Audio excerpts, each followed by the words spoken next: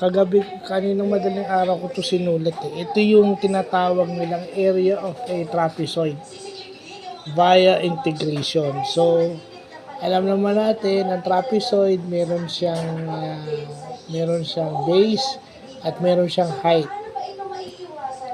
So, ang geometric formula nito, B1 plus B2 over 2 times height.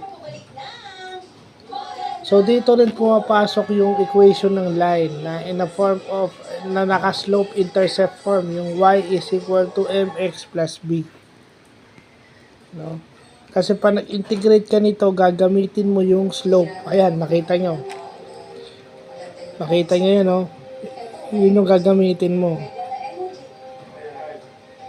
I-integrate mo, isa-substitute mo yung limit. Yung nakalagay dun sa integrand, sa integration symbol. So, ito yung sarili natin example. Ito yung kinuha natin sa internet. So, eksakto, nakuha natin yung eksakto tagot. Kaya nga may mga bura-bura yan kasi